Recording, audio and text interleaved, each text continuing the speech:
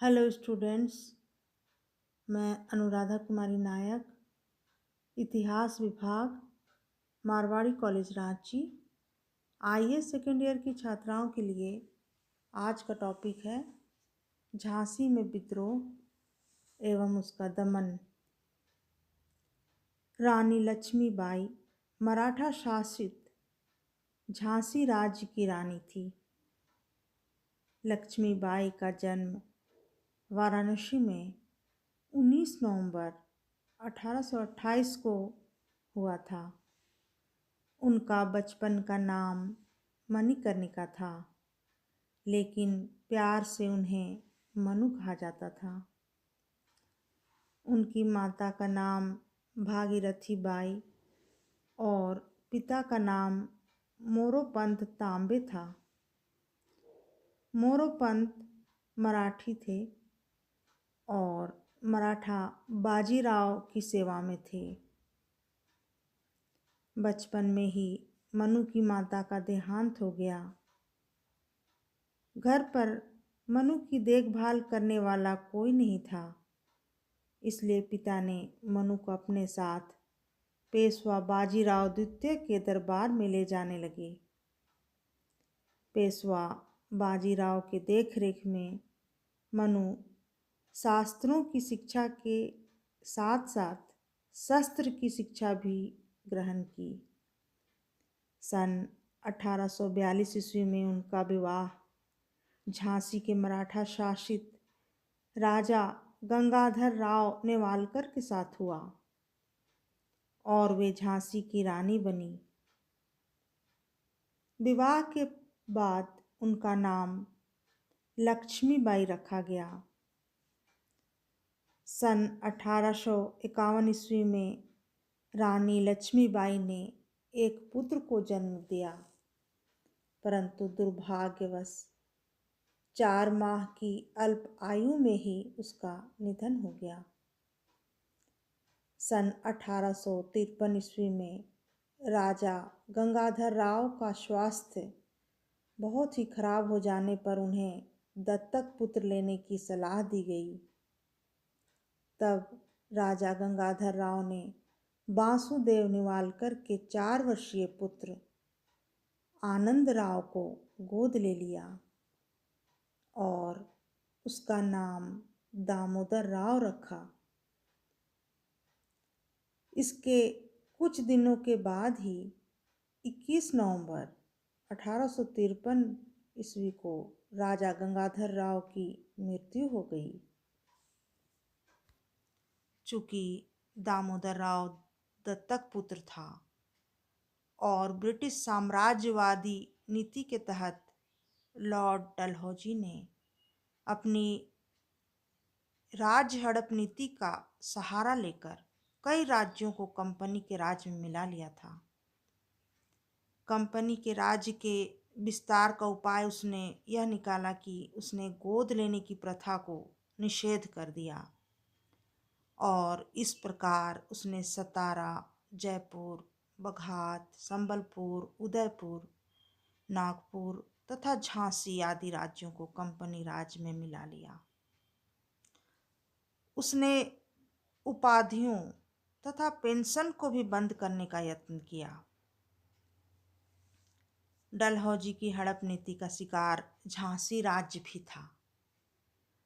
रानी लक्ष्मीबाई को 5,000 रुपये मासिक पेंशन और नगर के महल में रहने के लिए दिया गया। रानी को हर तरह से परेशान किया गया। रानी के पति के कर्ज को रानी के सालाना खर्च में ही काटने का फरमान जारी किया गया।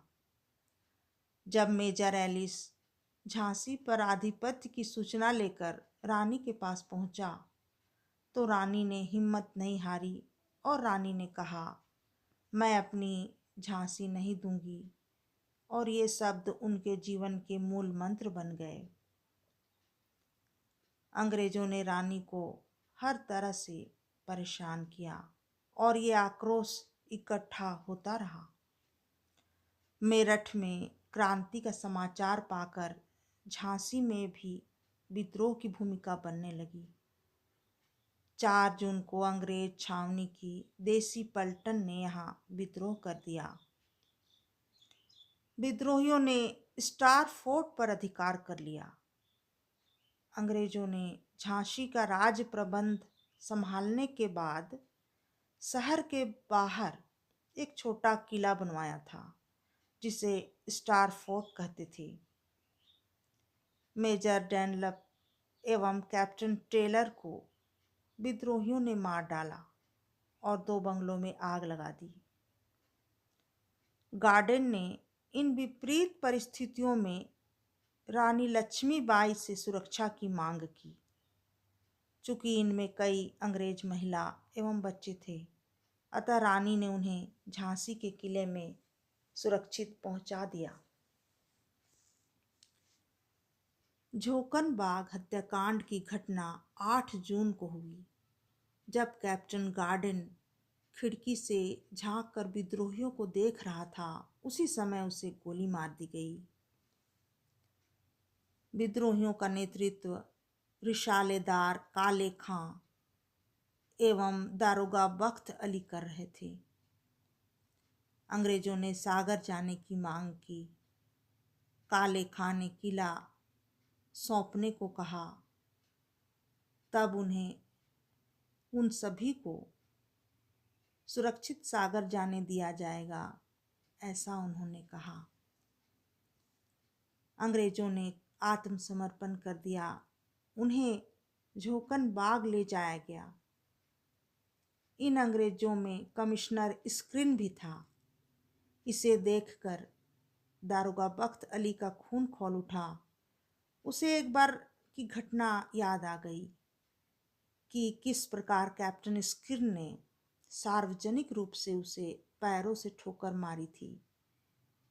एक बार डाकू सागर सिंह को दारोगा बख्त अली की जेल में ही रखा गया था, परंतु रात को ही सागर सिंह डाकू फरार हो गया।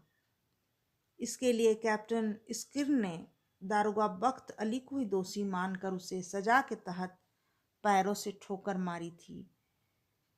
यह घटना याद करते हुए बख्त अली के जख्म हरे हो गए और अपने अपमान को याद कर उसका खून खौल उठा और इस मौके को देखकर उसकी प्रतिशोध लेने की भावना जागृत हो गई।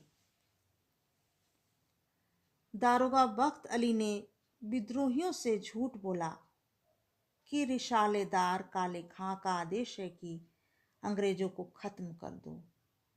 विद्रोही अंग्रेजों पर टूट पड़े। कैप्टन स्क्रिन सहित कुल 110 अंग्रेज इस झोकन बाग हत्याकांड में मारे गए। इनमें 75 अंग्रेज मर्द, 12 औरतें एवं 23 बच्चे थे। इस हत्याकांड के बाद विद्रोही रानी लक्ष्मीबाई के पास पहुंचे। रानी ने इस हत्याकांड के विरुद्ध नाराजगी व्यक्त की। इनमें से कुछ सिपाही रानी से कहकर दिल्ली चले गए। दामोदर राव के नाम पर रानी लक्ष्मीबाई ने झांसी का राज्य एवं विद्रोह का नेतृत्व संभाल लिया। 3 महिलाएं सुंदर, मुंदर एवं काशीबाई रानी की कर्नल बनी। जासूस विभाग की प्रधान मोतीबाई एवं उनकी नायब यानी सहायक या तहसीलदार बनी। झांसी में विद्रोह का नेतृत्व इतिहास प्रसिद्ध रानी लक्ष्मीबाई ने ग्रहण किया। उसकी सेना ने बुंदेलखंड को अपने अधिकार में ले लिया। रानी का दमन करने के लिए ह्यूरोज सेना लेकर बुंदेलखंड की ओर अग्रसर हुआ। मार्च में उसने झांसी को सेना के द्वारा घेर लिया। रानी स्वयं सेना का संचालन कर रही थी। अपने दत्तक पुत्र को अपने पीछे घोड़े की पीठ पर बांधकर वह वीर वेश में अदम्य उत्साह के साथ अपनी सेना का निरीक्षण करती थी। उनकी वीरता को देखकर अंग्रेज आश्चर्यचकित रह गए। रानी ने 8 दिन तक भीषण युद्ध किया। तथा शत्रुओं को आगे बढ़ने से रोक रखा। ग्वालियर से तात्या टोपे सेना लेकर रानी के रक्षा के लिए पहुंचे, किंतु 1 अप्रैल को रानी को पराजित होना पड़ा। 3 अप्रैल को रानी की युद्ध में पराजय हुई, किंतु उसका कारण कुछ देशद्रोही थे, जिन्होंने किले के फाटक खोलकर शत्रु सेना को अंदर आने का मार्ग दिया। झांसी में प्रविष्ट होकर अंग्रेजों ने वहां के निवासियों के साथ भी नृशंस व्यवहार किया तथा अनेक स्त्री, पुरुष एवं बच्चों को हत्या कर डाली। रानी आत्मरक्षा के लिए वीरतापूर्वक युद्ध करती रही। युद्ध करती हुई शत्रु सेना के मध्य से निकलकर नगर के बाहर चली गई तथा झांसी को पार करके वह कालपी पहुंची। कालपी में अनेक क्रांतिकारी नेता तात्या टोपे के साथ मौजूद थे। हीरोज भी रानी का पीछा करते हुए कालपी पहुंचा तथा वहां घमासान युद्ध हुआ। हीरोज ने स्वयं रानी की वीरतापूर्वक तलवार चलाते देखा और उनकी वीरता की भूरी भूरी प्रशंसा की। रानी सेना में सबसे आगे थी और शत्रु पक्ष की सेना का भीषण संहार कर रही थी, किंतु अंग्रेजों को की विशाल सेना के सम्मुख फिर उन्हें पराजित होना पड़ा और कालपी पर अंग्रेजों का अधिकार हो गया। कालपी से भागकर रानी ने ग्वालियर पर आक्रमण किया और सिंधियों को पराजित करके ग्वालियर पर अधिकार स्थापित कर लिया। ग्वालियर का दुर्ग अत्यंत दृढ़ था तथा वहां पर रानी को पराजित करना सरल नहीं था, किंतु साहसी हीरोज रानी का पीछा करते हुए ग्वालियर तक आ पहुंचा और उसने दुर्ग को चारों ओर से घेर लिया। इस युद्ध में भी रानी का रण कौशल दर्शनीय था। अंग्रेज सेनापति स्मिथ को भयभीत होकर पीछे भागना पड़ा, किंतु इतने में हीरोज की सेना आ गई तथा दोनों की सम्मिलित सेनाओं ने पुनः ग्वालियर पर आक्रमण किया। रानी चारों ओर से शत्रुओं से घिर गई तथा अन्य मोर्चों पर अंग्रेजों ने अधिकार कर लिया। शत्रु से बचकर रानी ने पुनः भागने का प्रयास किया, किंतु दुर्भाग्य से उनका घोड़ा सामने पेड़ हुए नाले को पार ना कर सका तथा वहीं गिर पड़ा। उनका पीछा करने वाले शत्रुओं ने घायल रानी पर वार किया, किंतु रानी ने उन सबको समाप्त कर डाला, परंतु वह इतनी घायल हो चुकी थी कि उनका बचना असंभव था। अतः रानी 18 जून 1858 ईस्वी को वहीं पर वीरगति को प्राप्त हुई। 20 जून को ग्वालियर पर अंग्रेजों ने अधिकार कर लिया। रानी लक्ष्मीबाई के प्रबलतम शत्रु हीरोज ने स्वयं कहा है, she was the bravest and the best military leader of the rebels. वह विद्रोहियों की सर्वाधिक वीर एवं श्रेष्ठतम सेनापति थी।